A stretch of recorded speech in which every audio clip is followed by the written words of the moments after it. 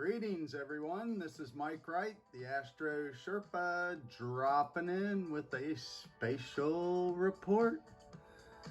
We're going to show you a couple dimensions and then go see Miss Venus and see if Mars will peek out behind her. They're in a pretty tight conjunction here, about 3.5 degrees of separation.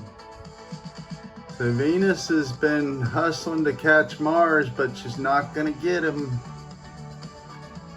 So if you've been chasing your ideal lover, just might not happen, or might not happen quite yet. So we also have the moon rolling up on Saturn in Pisces. So this is harmonizing. You'll find a lot of Pisces people love music because they love harmony. That's what the waves do. The distant waves of harmony play across the ocean. And the fish love to swim in the sea. So the Sun and Mercury in Cancer with Moon, Saturn, Neptune all in Pisces, and the South Node up here finishing up in Scorpio. This is a whole lot of energy in our emotional body and how much we've transformed from the past. So we're gonna still see burst of the ugly, the foul, the dark. It's like when something's been trapped and the air comes out for the first time. It's just foul and stale and ugly. So that just has to get circulated out, and that's okay. So this is big awareness of the power you possess to change, and that's by focus. Focus your energy, your power, your concentration, on yourself. You've been programmed to work hard for everyone else. Your job, I gotta do it, I gotta go to work, I gotta do this. Well, you need to turn that focus onto your own wellness of your physical, emotional, and mental bodies, and guess what? You'll be in new jobs, new realms, new situations in the blink of an eye. That's the ego mind traps you into the program. And there's a resistance point that most people can't get past. So they fall right back to their programs and their habits, and they reinforce that. And it gets tougher and tougher to break the cycle. So that's why we go through extreme transits of change. Otherwise, we'd all stagnate and we'd stand in line with their hand out. Give me my share, my portion. Repay my share for me. I'm tired today. So this is wake up to your creative imagination. Understand, we're going through a major transition in commerce, communications, survival itself. If, these people keep threatening us with nuclear annihilation, which is all a bunch of bullshit.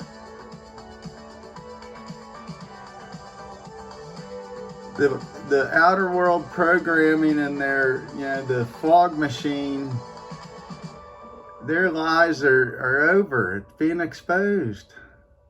So wake up. I think y'all ready to see a little secret.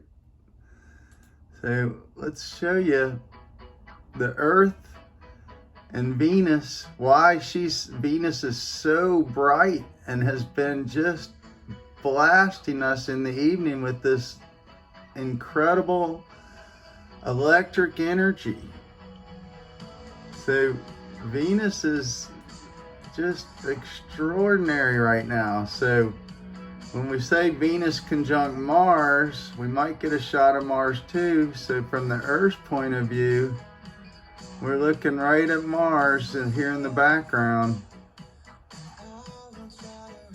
We might be able to see this asteroid Ceres, which was the planet. Ceres meant grain, so the hearth, home and family. And what's interesting is the orbit of this Ceres mirrors this asteroid field, but supposedly scientists claim that there wasn't enough debris for some planet exploding in the past, but I suspect that something was here and got blown up, because the Earth shows scorch marks on some of the older pyramid structures, and the Earth, it took a blast which melted the polar ice and flooded the Earth.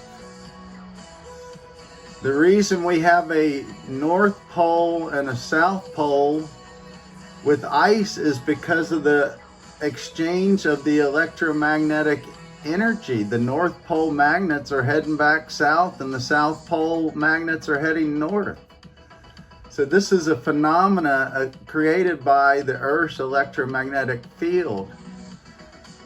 So when you hear the environmentalists, pumping out all this bullshit about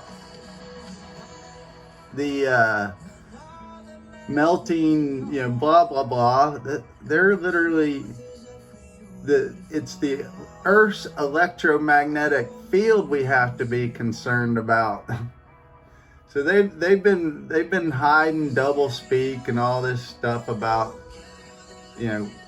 what the Earth really is and what it's made up of. There's pictures of massive pyramids on the continent of Antarctica. Look it up. Google had to blur them out, but you can still see them. Look it up for yourself. So this is a time of awakening to new perspectives. So here we are spinning on this globe, in a circle with other globes spinning in their circuits and circles. So this is the system we're in. It is a system, solar system. So we can look at this and see things repeating in patterns. And the big joke about these dark sides of religion that want to demonize everybody else is, well, you say you're a Virgo. Why aren't all Virgos the same? Well, Virgo has 30 degrees, and each degree has 60 minutes of arc, and that 60 minutes of arc has another 60 degrees of measurement. So this is a whole immense amount, you do the math, of possibilities per degree. And then you take that would be all in one time space in one little tiny city. So there's many versions of these energies, and you're being born into a season. So let's go look at Jupiter here, or excuse me, Venus, and see if we can see Mars. So they're past Black Moon Lilith, and that was all that obsessive energy. And you're seeing, people who are obsessed with their health and wellness, they're holding up pretty well. Some of these stars from the 1980s, even 70s, 80s, 90s, they're looking amazing. Good for them. So this is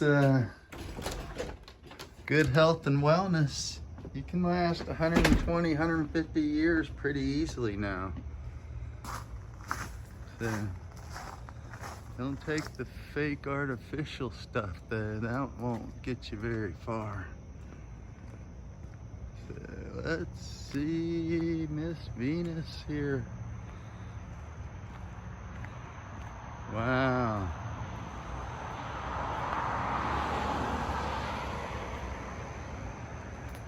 Yeah, right over the corner of that building. Look at that.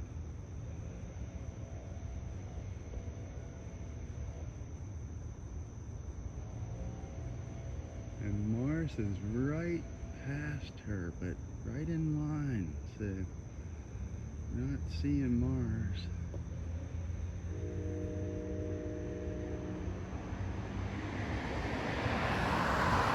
But there's Venus peaking in her cycle. So she's got a little more forward progress in this new Earth. So it's just been one of the most incredible cycles of Venus.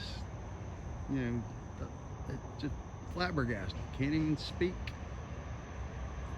So that's the planet of attraction, power, what you want to receive.